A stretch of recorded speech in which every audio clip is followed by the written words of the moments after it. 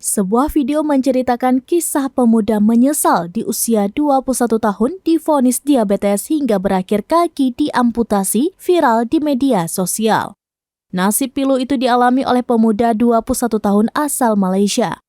Ia tak menyangka penyakit diabetes menjangkit dirinya di usia muda.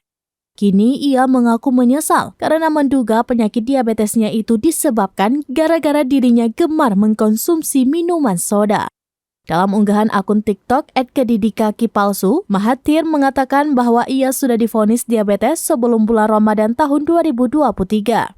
Ia juga menceritakan kebiasaan buruknya yang suka mengkonsumsi minuman manis seperti minuman bersoda. Sebelumnya, ia pernah bekerja di restoran cepat saji di Kuala Lumpur selama 1 tahun. Setelah kaki kirinya diamputasi, Mahathir mengaku mengalami kesulitan untuk beraktivitas seperti berlari hingga bekerja. Meski begitu, Mahathir tetap semangat untuk mencari nafkah. Dirinya juga mendapatkan bantuan dari lembaga amal di Malaysia berupa kaki palsu. Dengan adanya bantuan ini membuat Mahathir semangat menjalankan hidup, karena bisa berjalan dengan menggunakan kaki palsu tersebut.